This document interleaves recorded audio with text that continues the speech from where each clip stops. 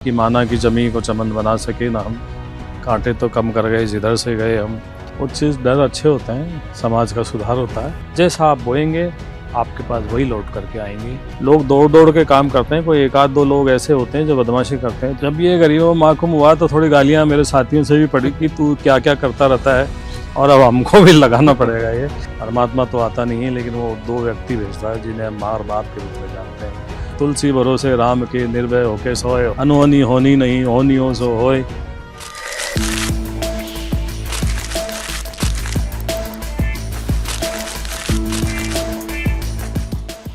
नमस्कार, हमारी खास पेशकश में आप सभी का स्वागत है। आपके साथ मैं हूं कुलदीप। आज हम जिन शख्सियत के साथ है वो वर्तमान में खाद्य विभाग के अंदर अतिरिक्त आयुक्त के तौर पर मौजूद है, और साथ ही राजस्थान के तमाम प्रशासनिक अधिकारियों में उनका नाम बड़े अव्वल पर है, क्योंकि उन्होंने जो काम नवाचार इस विभाग के अंदर किए हैं, साथ ही साथ इससे पहले पूर्व विभागों में जो काम किया है वो कहीं ना कहीं अब एक चैलेंज बन चुका है, जो राजस्थान के उन अधिकारियों को एक प्रेरणा के तौर पर सामने आते हैं। मिलकर स्वागत करते हैं जनाब पंकज कुमार ओझा जी का। सर, बहुत बहुत स्वागत है हमारे साथ। धन्यवाद। सबसे पहले तो एक शोले का एक डायलॉग था, या फिर हम कह रहे हैं कि फिल्मों में एक डायलॉग हुआ करता था कि सो जा बच्चा ठाकुर आ जाएगा। तो अब कहीं ना कहीं खाद्य विभाग अब सतर्क हुआ है, तो जो मिलावटखोर है उनमें एक डर है कि सो जा, ऐसा काम मत करो, पंकज ओझा आ जाएगा। तो क्या कितना परिवर्तन देख रहे हैं आप उसके बाद? कुछ चीज़ डर अच्छे होते हैं, समाज का सुधार होता है। और पहले ये था कि इस विभाग को लोग जानते भी नहीं थे, और उन्हें कोई किसी प्रकार की मिलावट मिलती थी, नकलखोरी मिलती थी, या ऐसी कोई शिकायतें थी जी। तो बता नहीं पाते थे। उनका रिड्रेशल भी सरकार नहीं हो पाता था।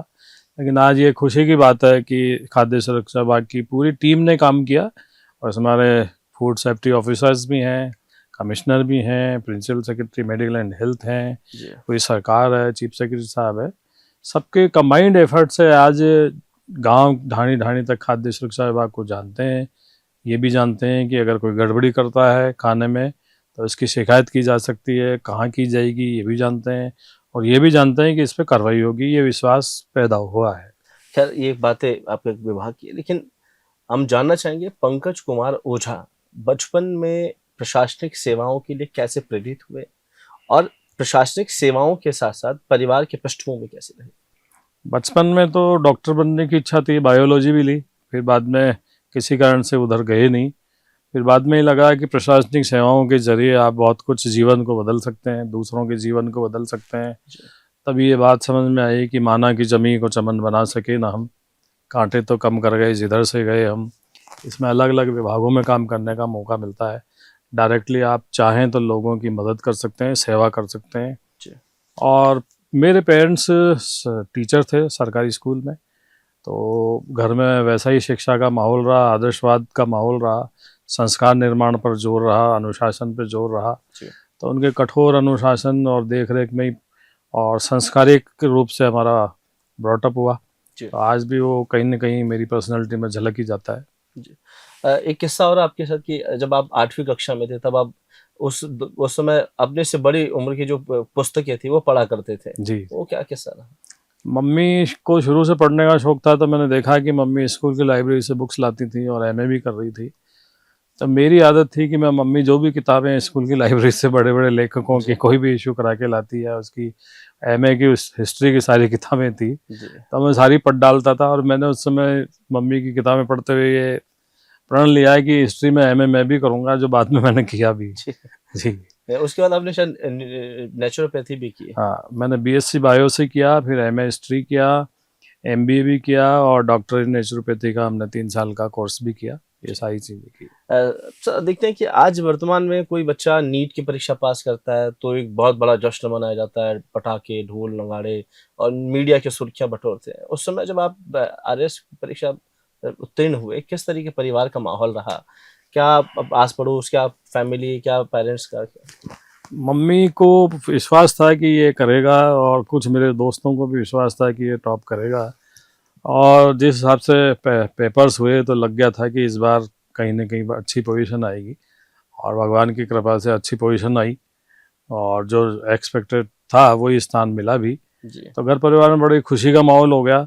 मम्मी पापा और हम लोग रात को सो भी नहीं पाए पूरे दिन, जी पूरे दूसरे दिन कॉलोनी वाले शहर अजमेर रहते थे, पूरे शहर के लोग आए, मीडिया वाले आए, अखबार की लीड न्यूज़ बनी, वो सारा बड़ा खुशनुमा माहौल हो गया। लेकिन जो आज की तरह से लोग जो सेलिब्रेट करते हैं, पार्टी करते हैं, वो सब हमारे यहाँ नहीं हुआ। सिंपली भगवान के मिठाई ला करके भोग लगाया गया और प्रसाद जी सब में दिया गया। जी। पहली आपकी पोस्टिंग के बारे में बात करेंगे कि वो पोस्टिंग थी क्योंकि नया-नया विभाग मिलता है और फिर उसमें ज़िम्मेदारियों के तौर पर क्योंकि समझ नहीं पाते हैं और जैसे प्रशासनिक सेवाओं के अंदर काम करते थे, किस तरीके का अनुभव रहा? ये अलग अलग है। जैसे पहली पोस्टिंग में गहलोत साहब की सरकार थी हमारे समय, तो सबको विकास अधिकारी लगाया था। जी, तो आमेर बीडीओ लगे तो पंचायत समिति सबसे पिछड़ी हुई थी। जी, तो ये टास्क था कि आमेर जो इतना जयपुर का हिस्सा है वो सबसे पिछड़ा है, तो टास्क लिया और अगले 3-4 महीनों में ही वो हमारे जयपुर के सबसे प्रथम नंबर की पंचायत समिति हो गई। जी, सवाई माधोपुर जिला परिषद के सीईओ रहते हुए भी 33वें नंबर पे हमारी जिला परिषद थी। जी, और कुछ स्कीम्स में भगवान की कृपा से तो हम राजस्थान में नंबर 1 हो गए और बाकी में हम 33वें स्थान से 8वें-10वें नंबर पे हम आ गए। जी, प्लानिंग के साथ काम किया जाए, पूरी रणनीति बनाई जाए, टीम को अपने साथ लिया जाए, जी, उनमें विश्वास भरा जाए, उनमें गौरव की स्थापना की जाए, और उनको ये माना जाए कि ये हमारे अधीनस्थ नहीं है, हमारे टीम का हिस्सा है, और जी, उन्हें मोटिवेट करें। तो लोग दौड़ दौड़ के काम करते हैं, कोई एक आध दो लोग ऐसे होते हैं जो बदमाशी करते हैं, तो उन्हें फिर दंड के द्वारा सुधारने की प्रक्रिया अमल में लाई जाती है। लेकिन वो जब वो हो जाए उनका सही ट्रांसफॉर्मेशन, तो फिर मेरा ये मानना है कि अपने व्यक्तिगत इंटरेस्ट की पूर्ति के लिए दंड का प्रयोग नहीं करना चाहिए, जी, और उसे बातचीत करके समझाइश करके उसे भी सही पटरी पे ला करके और दंड वाली कहानी भी ख़त्म करके और उसे पॉजिटिव करना चाहिए। मैंने तो अपनी लाइफ में इसी तरह से किया, कभी किसी के साथ अन्याय नहीं किया, किसी को दंड इस तरह से नहीं दिया। थोड़ा डराने करने के लिए ज़रूर चीज़ें होती हैं, जी, और ये परमात्मा की कृपा है कि ऐसा हुआ। भी अभी यहाँ पर भी 2 पियोन में ऐसे दिए डायरेक्टर जो नॉन गस्टेड है, उन्होंने कहा भी था कि ये काम नहीं करेंगे, जी, तो मैंने उन्हें ये कहा कि दे दो आप तो मुझे, जी। और आज वो हमसे सबसे पहले ऑफिस आते हैं और टाइम से अपनी ड्यूटी करते हैं। वो फ़र्क पड़ता है कि आप काम कराने की शैली किस तरीके की जी। है। कोटा के सर आपकी किस्से काफ़ी चर्चा में रहे हैं कि आप उस समय एडीएम रहे और कई काम करवाए वहाँ लोगों के बीच में। क्या रहा कि किस तरीके के? कोटा वैसे तो चैलेंजिंग है क्योंकि वहाँ के लोग थोड़े हार्ड हैं, जी, और आपके सामने सारी बात कह जाएंगे मुंह पर, और थोड़ा क्राइम भी है वहाँ पे। तो लेकिन काम करने में मुझे बड़ा अच्छा मौका मिला। मैंने किसानों की जो दुर्दशा देखी कि उनको अपनी फसल का इस प्रॉपर उनके बीज का पैसा भी नहीं मिलता, तो मन दुखी हुआ। जी, आरडब्ल्यू रहते हुए उनके जो रेवेन्यू के कोर्ट केसेस का हमने रिकॉर्ड डिस्पोजल किया, एक दिन में 107 फैसले भी किए और भी किए। एडीएम सिटी रहते हुए हमने 5-6 रिकॉर्ड हमारे काम के कारण से बने। बहुत ही अच्छा अनुभव रहा, और शहर ने भी बड़ा सम्मान दिया, जी, और मेरे लिए बड़ी खुशी की बात हुई कि सारे व्यापार संघ और सारे जितनी जातियां थी उनके मुखियाओं ने बाकायदा पूरा एक नागरिक सम्मेलन किया और हमारा सम्मान भी किया। जो इससे होता तो कुछ नहीं है, लेकिन आपको मन में मजबूती मिलती है कि हाँ आप अच्छा काम कर रहे हैं तो लोग रिकॉग्नाइज कर रहे हैं जी, और लोगों का जीवन स्तर बदल रहा है। ऐसा ही एक वाकया था कि एक गोल्ड मेडलिस्ट जो लड़कियां थी ताइक्वांडो में, 2-3, एक लड़का था, उनको देख करके दुख हुआ कि उन्हें ओबीसी का प्रमाण पत्र चाहिए, वो भी हम समय से नहीं दे पा रहे हैं। जिनका जी, काम था उन्होंने इसका पेन लिया नहीं। सिस्टम सरकारी ऐसा था कि उन्हें 23 फरवरी तक जमा कराना था और अप्रैल जो मई तक बन नहीं सकता था। पीटीआई की वैकेंसी निकली हुई थी। जी, अगर उस उनकी पीड़ा समझ करके उसको रिड्रेसल नहीं किया जाता, मैंने पूरे शहर के कंप्यूटर ऑपरेटर्स लगा करके बैकलॉग पूरा करा करके 3-4-5 दिन में उनको हमने उनका ओबीसी प्रमाण पत्र दिया। जी, तो हमने 5 दिन में 1600 प्रमाण पत्र बना डाले। जी, बाद में वो भी वर्ल्ड बुक ऑफ रिकॉर्ड में दर्ज हुआ। तो मुझे आज भी सेटिस्फेक्शन है कि हमने ये किया तो उनकी नौकरी लग गई। आज वो बच्चे खुश हैं और याद करते हैं तो मन को अच्छा लगता है कि जी। हाँ चलो हम ये काम कर पाए। एक गरीबों का महाकुंभ भी शायद तत्कालीन कलेक्टर ने आपके एक कार्यक्रम को कहा था। वो क्या किस दूधू था मैं तब, मुझे लगा कि कुछ अच्छा काम किए जाएं एसडीएम। तो हमने एक तो मेंटली रिटार्टेड जो बच्चे हैं और उनके पेरेंट्स हैं उनका एक पूरा सेमिनार कराया। पेरेंट्स को ये समझाने की कोशिश की कि इनकी क्या क्या समस्याएं हो सकती है। एक्सपर्ट्स को बुलाया, एक्सपर्ट्स ने उनको बताया। इसके बाद हमने हर गांव से 4-4, 5-5 जो पंचायत समिति से हमने लोगों को चुना, बुलाया। इस तरह के जो दलित, वंचित, शोषित, विकलांग, जिनके कोई प्रमाण पत्र नहीं बनने हैं और ऑर्थोपेडिकली विकलांग के प्रमाण पत्र बनने हैं, वो सारे लोगों को हमने जमावड़ा कर दिया जी पंचायत समिति के साथ। हमने पूरा बड़ा कैंप लगाया जी और उसको जो वर्तमान में हमारे फाइनेंस सेक्रेटरी थे, अभी चेंज हो गए, अखिल अरोड़ा जी, जी उनको बड़ा अच्छा लगा और उन्होंने ये नाम दिया कि गरीबों का महाकुंभ है। और फिर उन्होंने कहा कि हर तहसील में ये कैंप लगेगा। जी तो हमारा वो एक नवाचार था। जी। तो कहीं ना इन कामों से जो आपके अधीनस्थ काम करने वाले हैं या साथ वाले अधिकारी हैं, उनमें एक चीज, भाव तो पैदा होता है कि यार ये कहीं ना कहीं हमको और परेशान कर रहा है ऐसे काम करके। जब ये गरीबों महाकुंभ हुआ तो थोड़ी गालियां मेरे साथियों से भी पड़ी कि तू क्या क्या करता रहता है और अब हमको भी लगाना पड़ेगा ये। तो ये चीजें कई बार होती है, लेकिन ये इसका लाइटर पार्ट है। मुझे लगता है कि हर आदमी को ही दूसरों की मदद करके अच्छा ही लगता है। जी अब कोई ना कोई तो शुरुआत करता ही है। जी। आपके विश्व रिकॉर्डों की बात करें सर, गिनीज बुक में है, लिम्का बुक में है, क्या किस तरीके से? कई सारे बने। सबसे पहले तो largest knife of the world 17 feet 3 inch का बना, जो गिनीज में दर्ज हुआ। जी। उसके बाद कोटा में 107 फैसले हुए लैंड रेवेन्यू के, किसानों के लिए जी जमीनों के, वो दर्ज हुआ। कोटा की जो RAA कोर्ट है उसको हमने ISO कराया, जो पहली और आखिरी ISO को RAA कोर्ट है। जी इसके अलावा 321 फैसले CRPC के एक दिन में हुए, वो एक रिकॉर्ड है। 381 फैसले एक दिन में हुए, वो रिकॉर्ड है। जी फिर CRPC 174 के 895 फैसले एक दिन में हुए, वो एक वर्ल्ड रिकॉर्ड है। और 7 शादियाँ 10 मिनट में करवाई गई थी, वो एक वर्ल्ड रिकॉर्ड बना। जी 1600 OBC प्रमाण पत्र एक दिन में बने, वो एक वर्ल्ड रिकॉर्ड है। जी और पिछली सरकार में 1,23,00,000 बच्चों ने 5 देशभक्ति गाने एक दिन में गाए थे, जी तो पूरे राजस्थान में वो वर्ल्ड रिकॉर्ड बना। फिर 1,43,00,000 लोगों ने एक साथ सद्भावना प्रार्थना की, वो एक सरकार का वर्ल्ड रिकॉर्ड बना। और इस विभाग में 2300 फूड हैंडलर्स का हमने 2 दिन के अंदर इंस्पेक्शन कराया, वो भी हमारा एक रिकॉर्ड बना। इस तरह से अनेक रिकॉर्ड्स हैं। सो चाकू का अगर बार बार आपसे सुनते हैं किस्सा कि वो चाकू इसलिए बना था क्योंकि जो भ्रष्टाचार बढ़ रहा है उन पर कहीं ना कहीं उसको उसको काटने के लिए, और जो जो गलत भाव समाज के अंदर उसको काटने के लिए आपको लगता है कितना कटा अब तक? प्रतीकात्मक ये है कि इसी वजह से बनाया था। और हमने तो जहाँ गए हमने उसको पनपने नहीं दिया, चीज़ों को अच्छा किया। और जैसे सवाई माधोपुर में जब मैं ADM था तो एक नया काम हमने और किया कि भयंकर गर्मी थी, 49 डिग्री रहना था, और मुझे लगा कि EVM मशीनें स्लो हो जाएंगी। जी जी चुनाव आयोग की गाइडलाइंस आ रही थी लगातार कि पीछे से बैटरी निकालनी है, तो हमने कहा कि क्यों नहीं हर एक बूथ पे कूलर लगाया जा सकता है। जी कुछ ग्राम पंचायतों से बात की, कुछ नगर पालिकाओं से बात की, कुछ स्कूलों में बूथ थे उनसे बात की, 50 रुपये 100 रुपये में किराए पे आ जाएगा, सबको आराम हो जाएगा। जी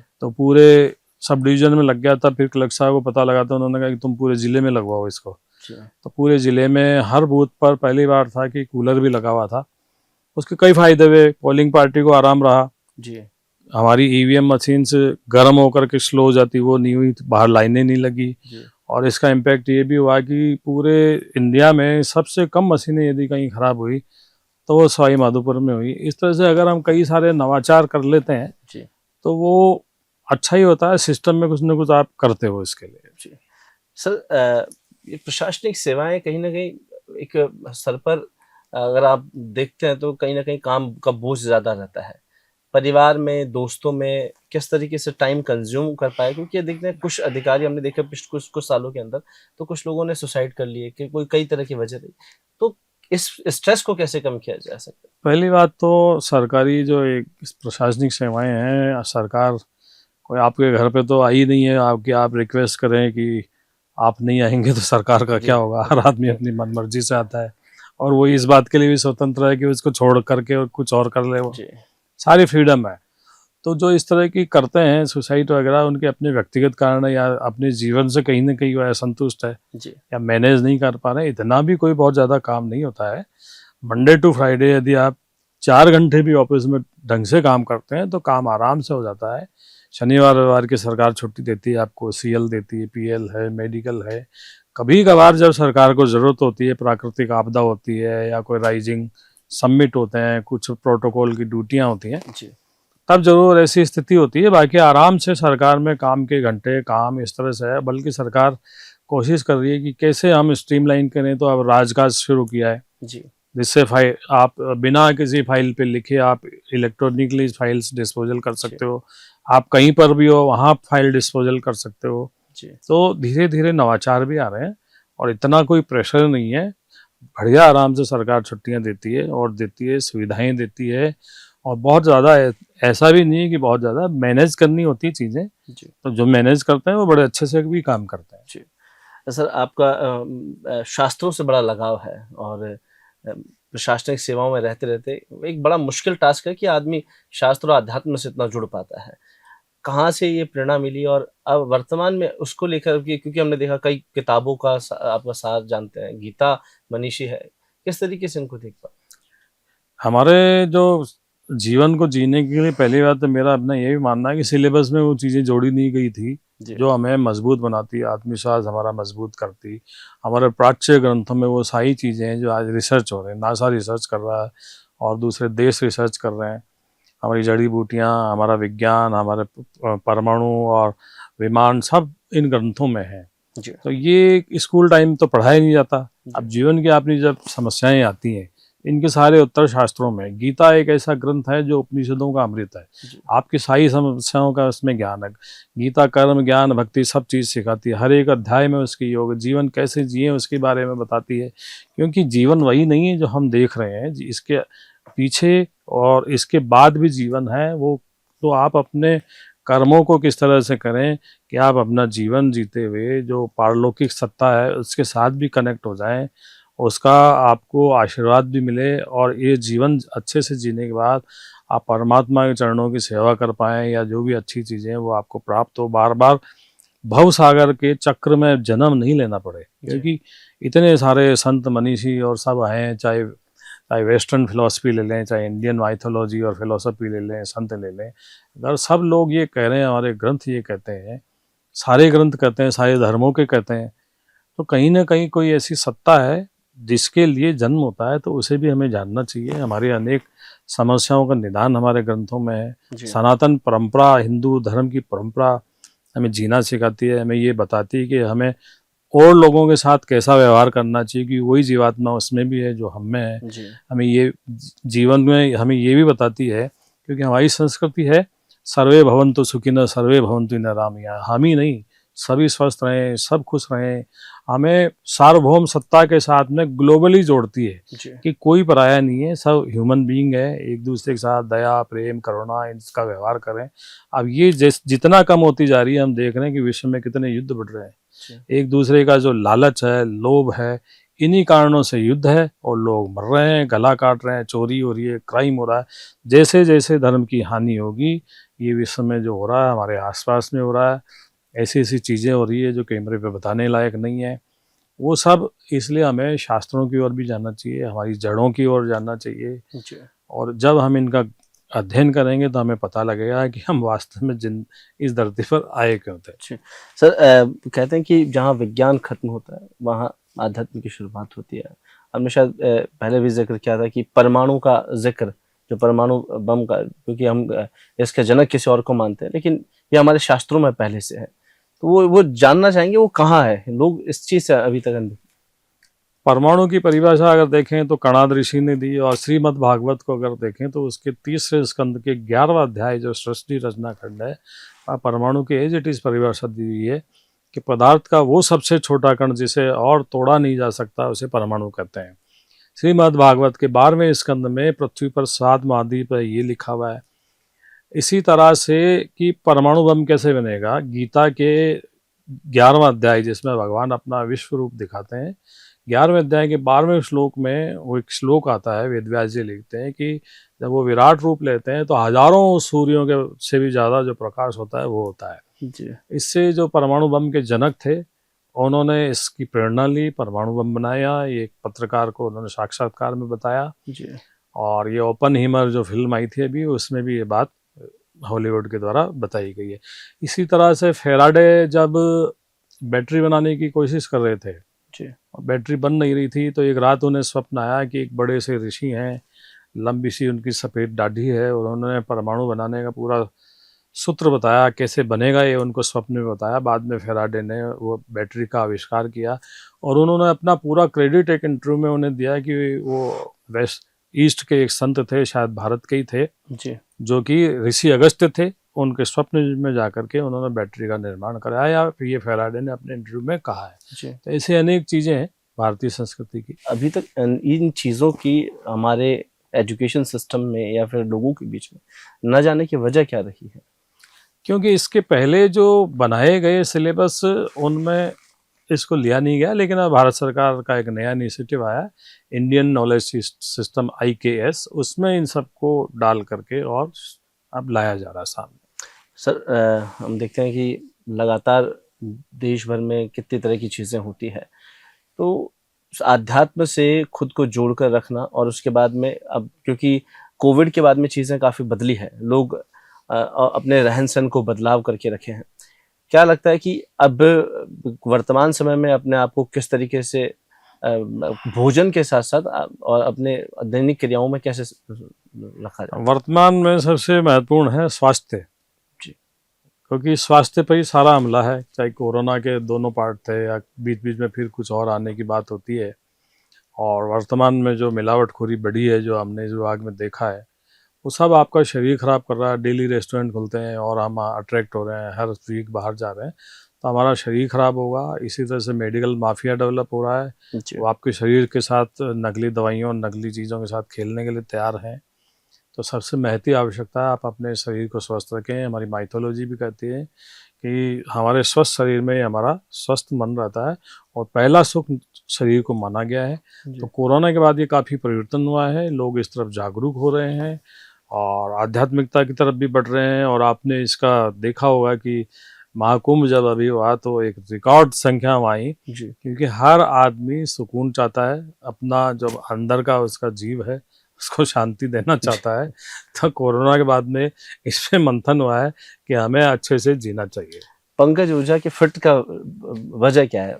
मेरे फिट का राज है कि एक तो मैं डाइट पर बहुत ध्यान देता हूँ, कोशिश करता हूँ बाहर नहीं खाना पड़े। जी दूसरा, जितना ज़रूरत हो उतना खाया जाए। जी और तीसरा, मस्त और खुश रहा जाए। जी ये 3-4 पानी खूब पीता हूँ, सनलाइट के साथ रहता हूँ, प्रकृति के साथ रहते हैं। जो चीज़ें हो जाती हैं वो ठीक हैं, जो नहीं होती वही मानते हैं कि जो हुआ है वो परमात्मा का आशीर्वाद है। जो नहीं कर पाए उसमें शायद उनकी सहमति नहीं थी, वो भी हमारे लिए अच्छा है। इस तरह से जो तुलसीदास जी कहते हैं ना कि तुलसी भरोसे राम के, निर्भय होके सोए, जी होनी हो अनहोनी होनी नहीं, होनी हो सो होए। होए। तो उसको लेकर के, और फिर इस वजह से ही सब सही है। जी सर, लिखते काफी है आप, लेखक भी है, कवि के तौर पे भी है। कुछ गजल ऐसी जो, क्योंकि आपने अभी तक तो आप शरीर की बात बताई, मन को संतुष्ट खुश रखने के लिए किस तरीके से आप काम कर रहे मुझे गाने का भी शौक है। अभी हमने वैसे ही बैठे बैठे एक गाना गुनगुनाया था अपने कजन के लिए, तो 50,000 व्यूज चले गए, मुझे भी आश्चर्य हुआ। हैं? जी तो एक गजल बिल्कुल आप सही। जो मुझे पसंद है वो 2 लाइनें गा देता हूँ। जी बरसों के बाद देखा महबूब दिल रुबा सा, क्या बात। हुस्नो शबाब उसका क्या है सजा सजा सा। बरसों के बाद देखा महबूब दिल रुबा सा। बहुत खूब सर, बहुत खूब। तो ये चीजें ऐसे होगी जब हम फैमिली में रहते हैं, तो ऐसी चीजें, गजल हो या हम जो चीजों को लिखते हैं या फिर पढ़ते हैं, ये बच्चों के साथ साथ जो पेरेंट्स इन चीजों को शेयर करते हैं, तो एक पीढ़ी दर पीढ़ी चीजें चली जाती है। तो वास्तव में जब एक आदमी एक पड़ाव पर पहुंचता है, तो कहीं ना कहीं उन चीजों से फायदा जरूर मिलता है। ये और हो ना हो, आपको स्वस्थ रखने, खुश रखने में तो मदद देती हैं। जी और पारिवारिक माहौल भी आपका अच्छा रहता है कि यदि आप गाते रहेंगे, खेलते रहेंगे, गुनगुनाते रहेंगे, जी तो एक बड़ा अच्छा मस्ती का और खुशनुमा वातावरण परिवार में बना रहे, तो फिर परिवार भी अच्छे से ग्रो करता है। मेरा ये मानना है। ऐसा क्या मैसेज देंगे पहले तो उन युवाओं को जो वर्तमान में कई चीजों में भ्रमित है, चाहे से पढ़ाई से हो या फिर और चीजों में नशा बढ़ रहा है, कई तरह की चीजें बढ़ रही है। क्या एक मैसेज है, क्योंकि आप एक आइडियल है लोगों के लिए? मैं ये कहना चाहूँगा कि सबसे पहले तो माँ बाप के रूप में परमात्मा तो आता नहीं है, लेकिन वो दो व्यक्ति भेजता है जिन्हें हम माँ और बाप के रूप में जानते हैं, जी, जो हमारा विपरीत से विपरीत परिस्थिति में ध्यान रखते हैं। और यही दो शख्स दुनिया में एकमात्र ऐसे हैं जो ये चाहते हैं कि हमारा बच्चा हर हाल में खुश रहे, और उसके लिए वो कुछ भी करने को तैयार हैं। तो जब भी घर से निकलें, माँ बाप का आशीर्वाद लेकर के निकलें, आपकी आधी समस्याएं उनके आशीर्वाद से सही हो जाएंगी। दूसरा, नशाखोरी और जिस नशे की जितनी भी माफिया हैं वो आपको बर्बाद करना चाहते हैं। आप सतर्क रहें और सुरक्षित रहें, क्योंकि एक बार इस जाल में जाने के बाद निकलना मुश्किल होगा। तीसरी बात ये कि हमेशा सकारात्मक रहें, आपके जीवन में हर पल अच्छा होगा, क्योंकि कायनात अगर आप अच्छा सोचते हैं, अच्छा करते हैं, जी, तो वो आपके साथ अच्छा सोचती है, अच्छा करती है, और आपके जीवन में अच्छा ही होगा। क्योंकि दो बीज ऐसे हैं जो नष्ट नहीं किए जा सकते, पाप और पुण्य के। जैसा आप बोएंगे, आपके पास वही लौट करके आएंगे। तो आप, चयन आपका है कि आपको पुण्य करना है, सत्कर्म करना है, या पाप के रास्ते पर जाना है। वो नष्ट नहीं होंगे, लौटेंगे आप तक, और आपको वही मिलेगा जो आपने बोया। सर आपके विभाग के अंदर भी हमने देखा कि आपने कई सारे काम किए हैं। तो उन मिलावटखोरों, क्योंकि दिन ब दिन लोग बाहर की चीज़ों को अडॉप्ट कर रहे हैं, उनके लिए क्या मैसेज है? किस तरीके से इन चीज़ों को चयनित करें कि क्या तो मिलावट से भरी नहीं है, कैसे किन चीज़ों को क्या? थंब रूल यही है कि बाहर अगर आप जो भी खा रहे हैं तो वो खराब ही है, ये मान के चलें। आपके घर का पानी, आपके घर का खाना, ये थंब रूल है। क्योंकि वो जैसा खावे वैसा अन्न, वैसा होए मन। साथ साथ जो बनाने वाला है उसके मन की जो भावनाएं हैं वो भी आपके खाने में आती हैं। तो आपकी माँ, बहन, आपकी बुआ, दादी, जो भी घर में आपके खाना बनाते हैं वो बड़े मन से बनाते हैं। आपने देखा होगा हमारे घर में जब हम चाय बनाते हैं जी, तो हर चाय के बाद में वो जो जिस भी पतीली में बनाई जाती है उसे धोया जाता है। जी, आप रेस्टोरेंट पे आप कहीं चाय पीजिए, वो हर चाय के बाद धोई नहीं जाती, जी, वो सुबह चढ़ाने के बाद शाम को धोई जाती है। हम हर बार पत्ती बदलते हैं, जी, वो वही पत्ती चलती रहती है। तो आप इस एक उदाहरण से समझ सकते हैं कि आपके घर की चीज़ें कितनी पवित्र हैं, आपके लिए कितना बढ़िया है। घर का खाना हमें विकास की ओर ले जाता है। हमारे खून, मज्जा, रक्त, जो भी चीज़ें वो बनती हैं, और बाहर का खाने के लिए शरीर को दम लगाना पड़ता है कि इसको पचाऊं कैसे मैं। जी, यही थंब रूल है कि अधिकतर कोशिश करें घर पे खाएं। जी। सर बहुत-बहुत शुक्रिया, आपने कीमती समय निकाला और हमें समय दिया। तो आज बहुत बहुत हमारे धन्यवाद। साथ थे पंकज ओझा जी, अतिरिक्त आयुक्त खाद्य, और जिस तरीके से उन्होंने बताया कि कैसे अपने आप को, मन और शरीर को स्वस्थ रखना है, उसी मूल मंत्र को ध्यान में रखते हुए सभी को आगे बढ़ना है। अभी के लिए मुझे दीजिए इजाज़त। नमस्कार।